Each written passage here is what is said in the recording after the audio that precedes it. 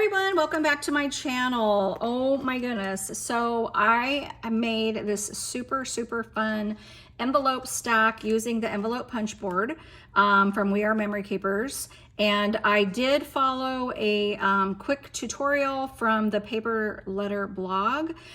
So she has a video where she goes through the sizes of the envelopes, and she actually makes one with you on camera. And I will put the measurements below for the envelopes. But I did make one of these several years ago following her tutorial, and I'll just show you that real quick before we get into the Halloween one. This is the one that I did a couple of years ago, and I used, I think this is called Twinkle All the Way by Rosie Studio. It was a super fun Christmas collection. And yeah, I do have a video showing this in detail, so you got to go back a couple of years, but it's there. This was like super fun to make, but I really wanted to do a Halloween one, and I used mostly Echo Park Paper's Spooktacular Halloween Collection kit. So this is the paper. You can see all the fun like stickers, and then that's like all of the fun different papers. So I did use this, and what I did was I took this sticker collection and I pulled all the stickers off and put a little bit of baby powder on the back so they weren't like super sticky, and kind of used them as ephemera. So even though I wound up gluing a lot of them on, I didn't want them sticky everywhere because, you know, things get like caught on it if you don't you know, stick it directly to something. So I wanted it to act like ephemera. So that's kind of what I did. But isn't this just so adorable? Like, I just love the look of this just sitting there, kind of all wrapped up as if you just got a bundle of letters in the mail. So stinking cute. What I love so much about the envelope stacks is when you put this together, you tuck little pieces of ephemera, you know, just kind of sticking out everywhere, and it just gives the most like whimsical kind of look to the project. The only issue with it is it's pretty much like almost like a flat mail in a way. I mean, this itself isn't flat, but each envelope, because they're glued to the flap of like the next envelope, there's just not a lot of space inside, so you can't put any kind of really big or chunky embellishments. As a matter of fact, I had actually some trouble finding some pre-made ones that weren't like too chunky, because I didn't make anything special for this to go inside, but I just grabbed some stuff from my stash and tried to, you know, fill the envelopes.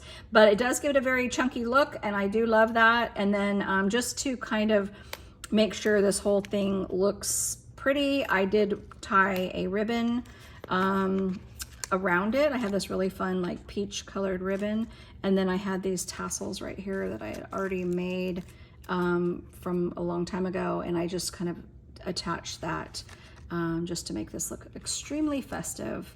But anyway, yeah, let's get inside so I can show you kind of how this is put together, just to give, and then point out like a few tips and tricks, because the first time I did it, I made, you know, a couple of errors, the one I made a couple years ago, but I did remember and do it, you know, so I didn't run into trouble this time.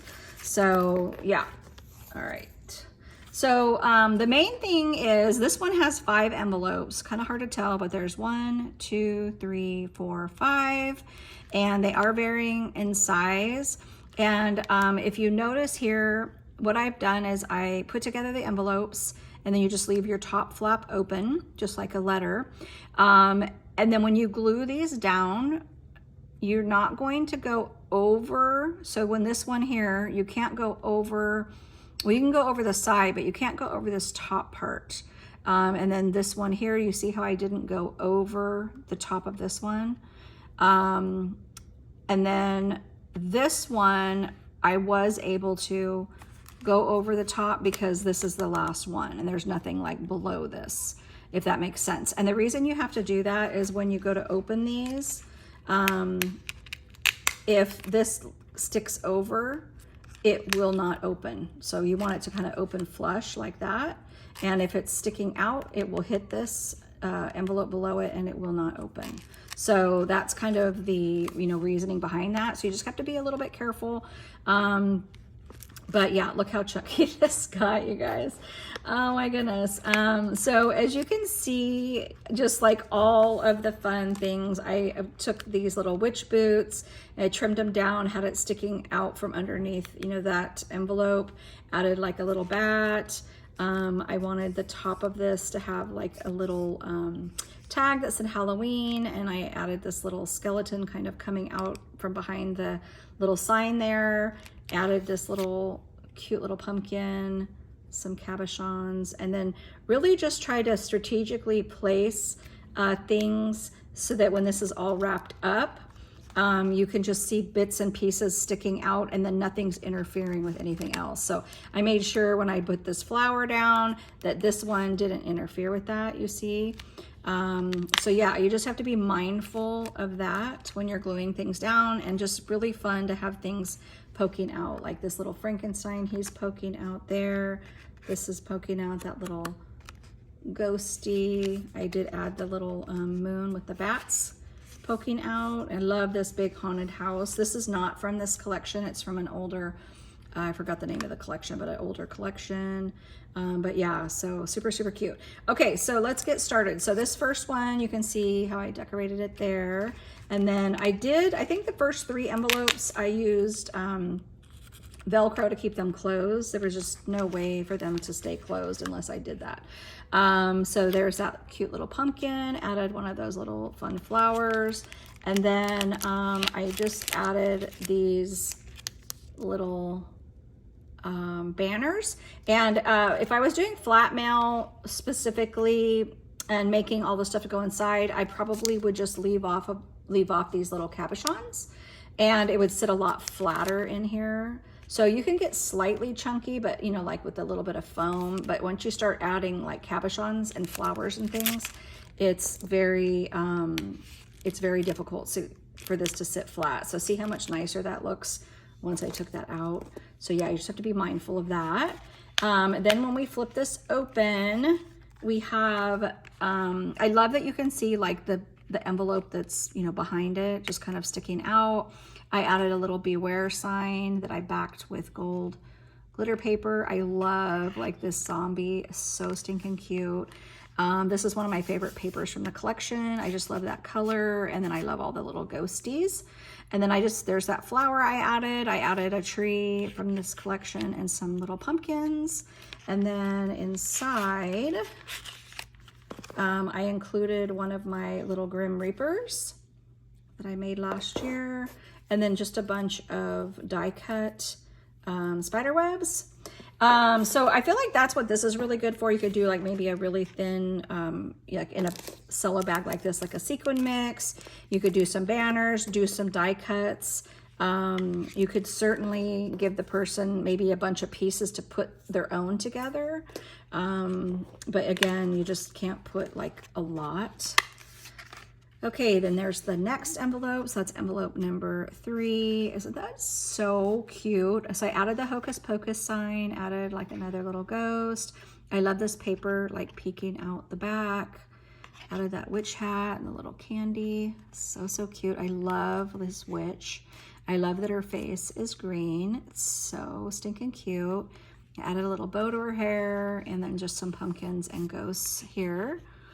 Thought that was just really cute. And you just, like I said, you just have to keep it like kind of flat. And then inside, I took some tags. So this is from the cut apart, 2 different cut apart sheets of this paper collection. I cut the tags out and then just kind of embellished them a little bit.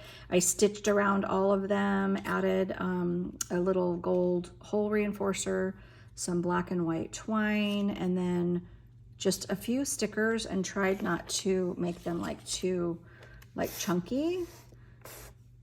And then I love this one. And this one I just added a little zigzag.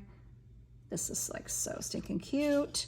This one is actually another one of my favorites. I just think it came out really cute. So you can just take a simple basic tag and you know, just add a little stitching and a couple of stickers. It comes out so, so cute. Now, normally if I was gifting these in another way, I would have cut a solid piece and reinforced the back of this to cover up all that stitching and made these pretty sturdy.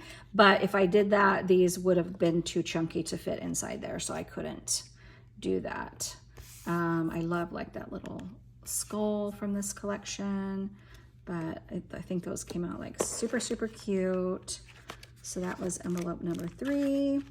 And then the 4th one, I added this No Tricks, Just Treats, which I thought was really, really cute. And because it said that, I thought it'd be cute to have like the treat buckets. So I added both of the treat bucket stickers from this collection. And I absolutely love this Frankenstein. He's like probably my favorite piece of ephemera, besides probably this from this collection. It's so stinking cute. And then added the ghosty, and I did that so he would be peeking out. So I think that came out really, really cute.